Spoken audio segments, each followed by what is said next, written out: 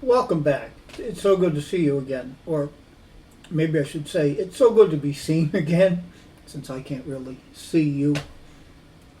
Well, anyhow, if you've seen the title of this video, which I'm sure you have since you clicked on it, you'll know something about my latest acquisition. It is a 2008 3,1 Mac Pro. Now, why did I buy this? Well, I've been a Mac user since 2004, and my setups have always been iMac as a main desktop, Power Mac / MacBook as a portable workhorse, and a Mac Mini or two as auxiliary workstations, internet stations elsewhere in the house. But, from about 2010, I've always had a fascination with Mac Pros, but I could never justify actually buying one, because I really had no need for such a powerful computer. Well, we reached 2019, late 2019, the new Mac Pro cheese grater came out, and of course I couldn't justify spending that much money because I didn't need that powerful a computer. However, the prices on the 2010 cheese graters dropped considerably, and I was able to get a Mac Pro 2010 for $100. Spent quite a bit in upgrading it, but all told, about $1,500, and I have a very, very powerful computer, even to this day. Had a lot of fun in the process. So much fun, in fact, that I did it again, and I actually have two of them. Well, and that kind of got me back into my old hobby of Mac computers. I picked up a 1,1, the 2006 model, because it was so cheap. And I just thought it'd be interesting. And it was. But that kind of left a hole, didn't it, if we're going to look at a collection. I've got a 1,1, which is essentially the same as the 2,1. I've got two 5,1s. And the 4,1 is essentially the same computer as the 5,1s. The hole, the obvious hole, is the 3,1 from 2008. And those prices have gotten very, very low. I got, I spent $80 or something like on it. So, why don't we take a look at it and see what we can do? Now, before opening it up, the seller advertised it as not having a hard drive. Well, I have this 1 terabyte Western Digital sitting here, so we can take care of that. I'd like to just boot it up quickly and see what's on it. So I'm going to repeat an experiment. In fact, it wasn't even an experiment, it was blind luck. You may have seen that quick video I did about running an Intel. It's a 2010 Mac Pro with a drive that I set up Leopard on a Power Mac, that Partition Map. That was this. Now, this machine came with Leopard as the pre-installed operating system, the Intel Leopard.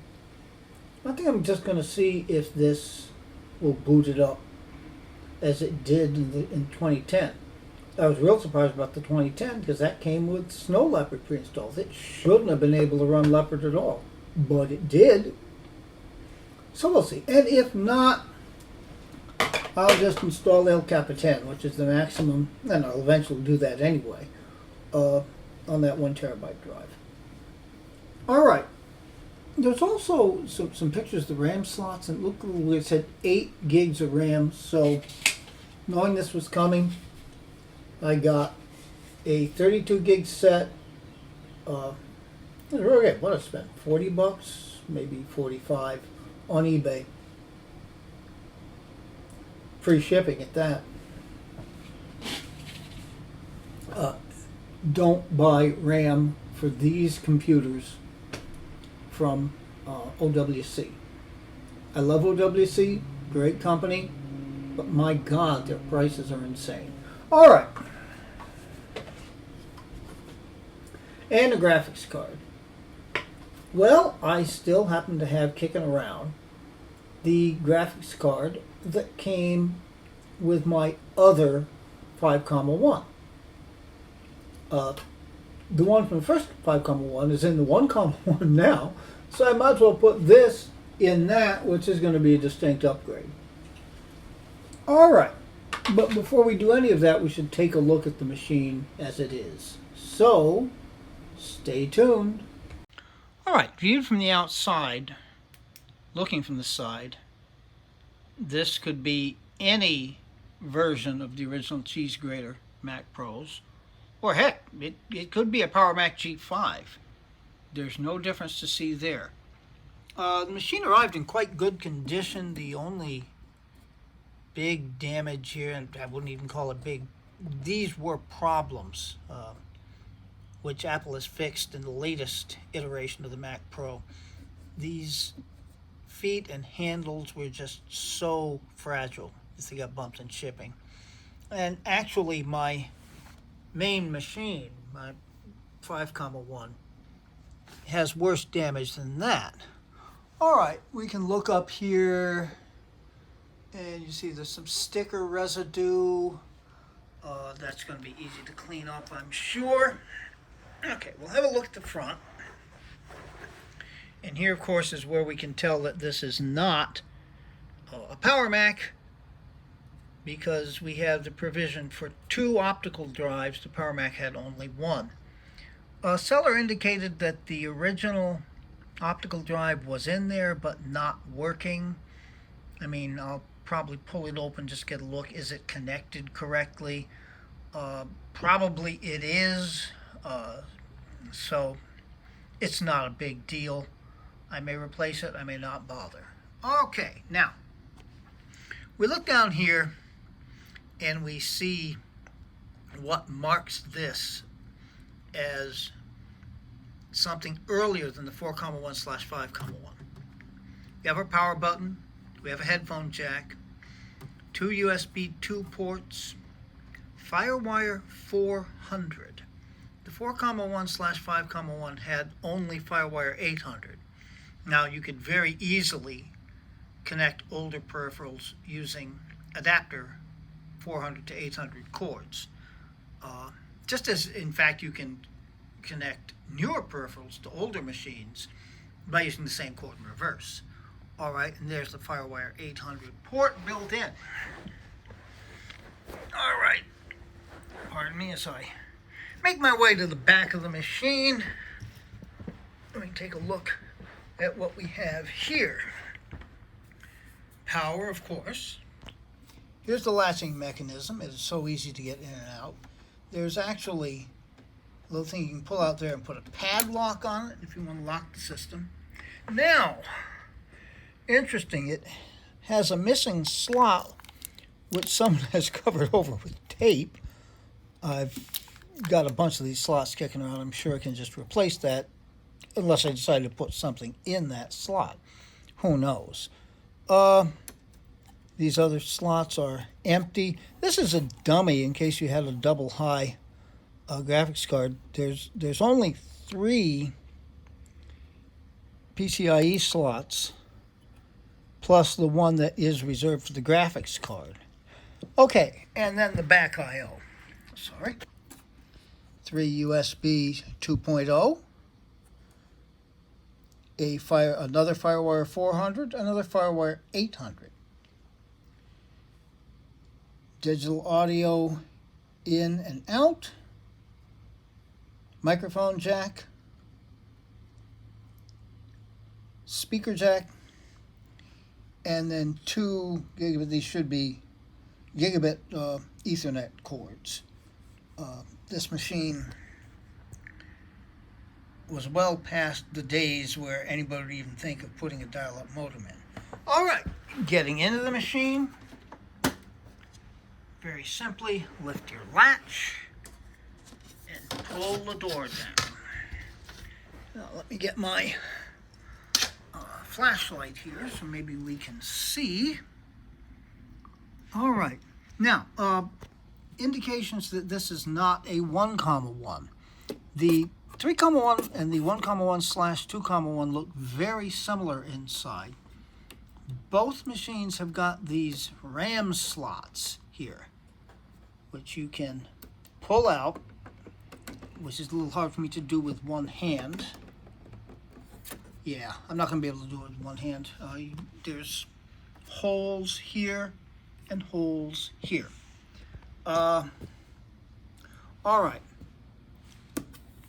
This covers the heatsink and processors. This is a dual processor machine. I believe it's supposed to be a dual processor machine. We'll find out when we eventually get it booted up. And the stock graphics card. Looking at here, this is pretty dusty. You know, it's gonna be a little easier for you to see, particularly in terms of light, if I turn the machine over on its side. So hang with me, I'll be right back having done that. Stay tuned. Well, brief interjection. When I turned the Mac Pro on edge, I decided I would pull out the hard drive sleds, largely because they were out of order. This is sled 1, it was in the place of sled 2. The OCD in me will not allow that to happen. I tried to pull it out and it would not come. It was jammed in there. And I discovered the problem. Is that it? Yeah. Evidently one of the screws had fallen out. And someone, whether it was the seller or someone he got it from, replaced it with another screw. Well, let's see if we can get you to see this here. It doesn't want to focus.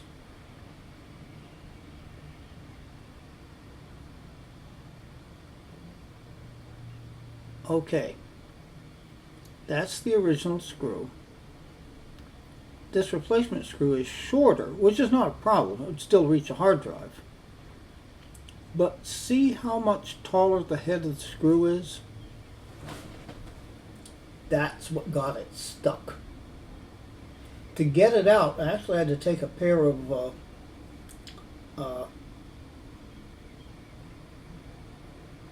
tweezer nose pliers, or needle nose pliers, very small. I was able to reach in there and grab the end of the screw and pull on it just enough that I could pull the sled out. Be careful when you're replacing screws. Alright, back to the machine. After that side adventure trying to get the darn second tray, actually it was sled 1 that was in position 2. What a pain that was.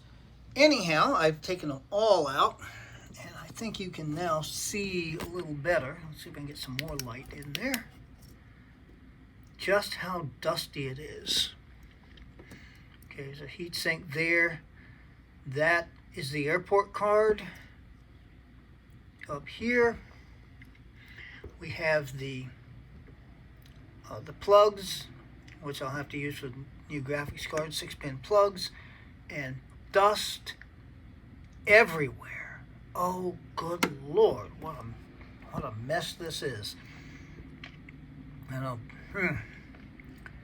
That open slot wouldn't have helped matters, even with the tape over it. Although again, I'm pretty sure there was a PCIe card in there that got taken out by the seller.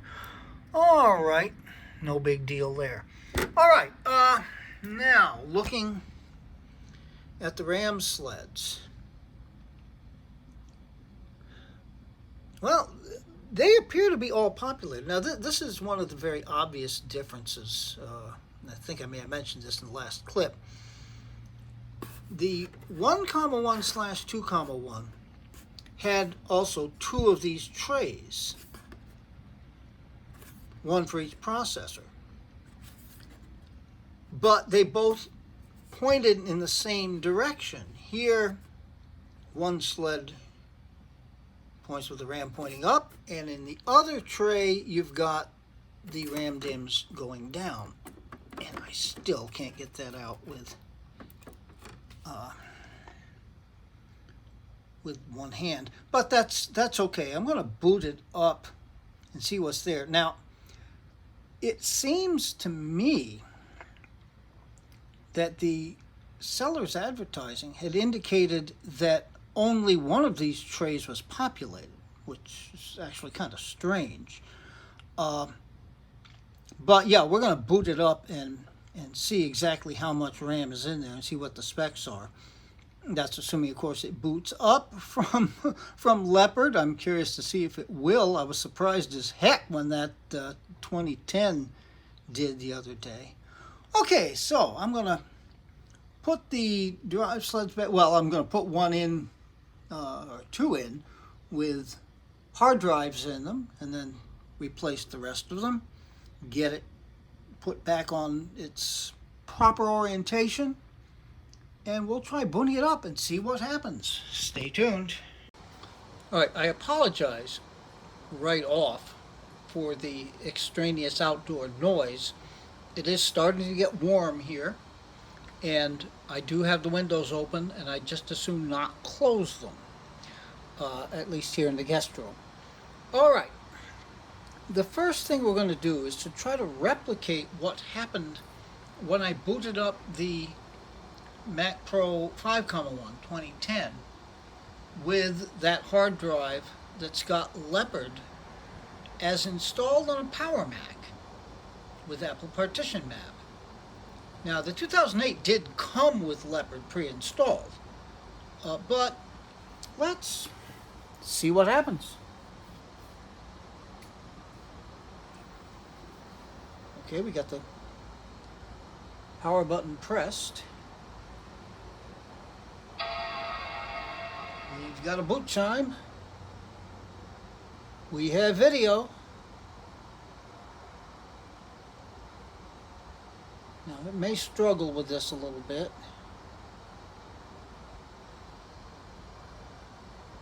Or it may just not work. It might have been a complete fluke that it worked the other night on the 5,1.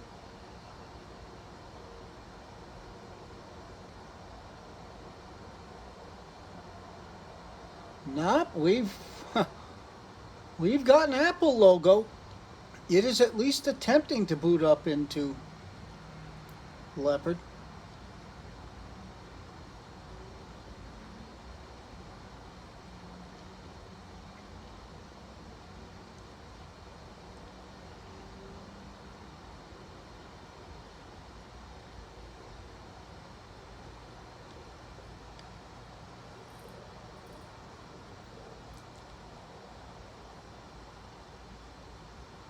And there we are.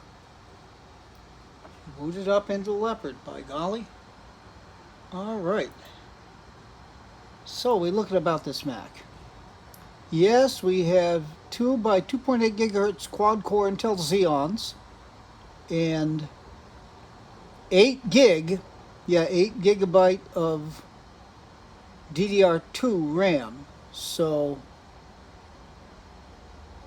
yeah, okay. Let's look at more info.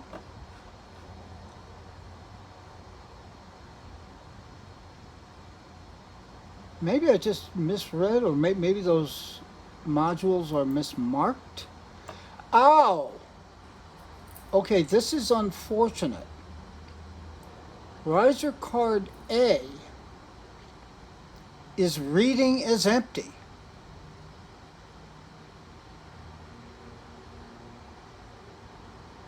Even though there are DIMMs in there. Now I can try reseating them. I may just try swapping the memory from one riser card to another. I don't think you can just swap the riser cards. I may be wrong on that. I've never had a machine like this before. Okay. Graphics, ATI Radeon HD 2600 with 256 megabytes of RAM. We'll be swapping that out for the stock Radeon from the 2010, which has got a gigabyte of VRAM. Okay. Alright, so we can close out a system profiler. But yeah, I'm going to go to disk utility here just to show this again, because we've replicated this now. And this machine should be able to boot Leopard. That's definitely true. All right. So it's a 250 gig hard drive, and the partition map scheme is Apple Partition Map, as you can see down here. We can look into that a little bit more closely. Yeah. All right. So what I'm going to do now is boot down the machine. I'm going to take that 250 gig drive out. Well, actually, I may leave it in for a bit. I want to play around with the memory just to see, is it bad memory? Is it a bad riser card? That would be a shame. I mean, I suppose you can get replacement riser cards, but yeah, I didn't really want to sink a whole lot of money into this machine. All right, but anyhow, here we are, booted in Leopard on an Apple Partition Map drive. Son of a gun. So I'm going to be fiddling with this for a while, but as far as you're concerned, we'll see in just a second. Stay tuned. All right, a very quick update here. It was as simple as that top riser card, which is riser card A, not being properly inserted. I pulled it out. I reseated all of the RAM that was there, and then put it back in, and by golly, here we are. All right, so I think what I'm going to do now at this point is do both the graphics card and RAM upgrades. No, I'll reinstall, I will install for the first time El Capitan first, then do the upgrades. I mean, let's get the operating installed on a working system before we mess around with it anymore. So anyhow, that was really good news. There's nothing at all wrong with that RAM riser. All right, stay tuned. It seems like a problem, but I knew perfectly well this was going to happen. I've been here before, and I wanted to demonstrate in a video, in case anybody's doing this, what the situation is.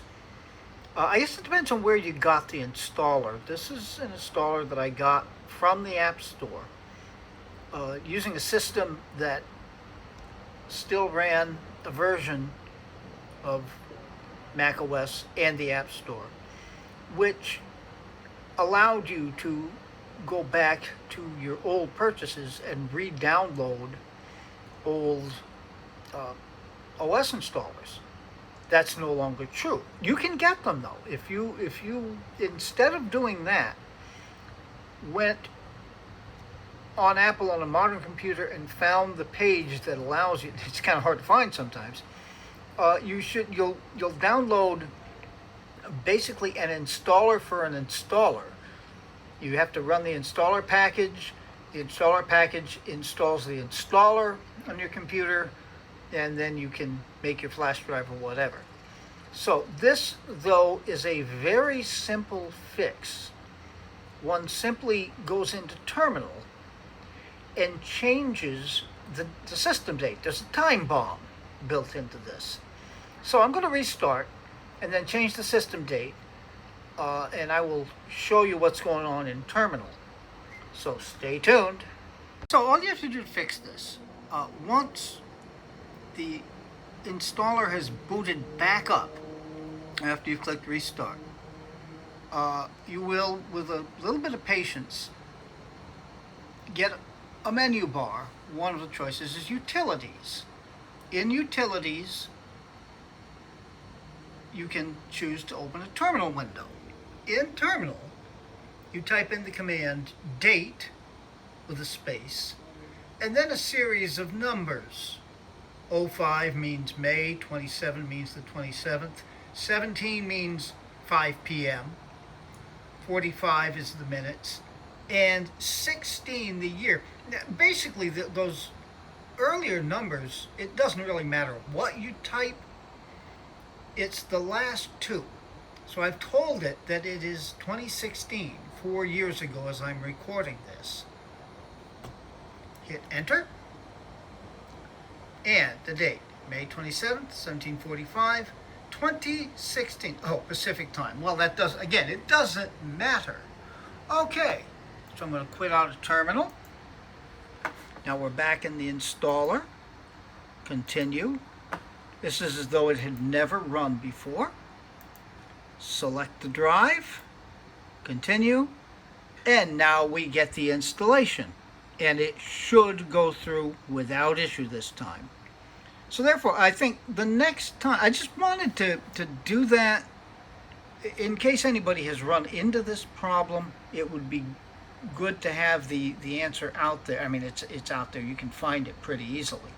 But anyhow, when next we see each other, we should be on the El Capitan desktop.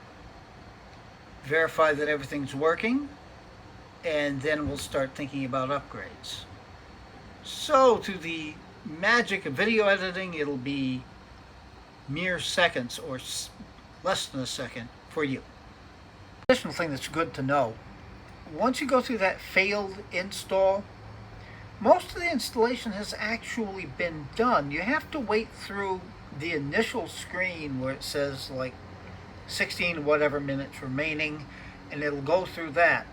But once it restarts, it comes up really quickly to this machine. So you haven't wasted a tremendous amount of time should this in fact happen to you. Okay, so I'm going to go through the setup, and we'll be back right quickly with the El Capitan installation. Stay tuned. Well, we are successfully installed. So let's, as always, take a look at about this Mac. We are on El Capitan 1011.6. Right?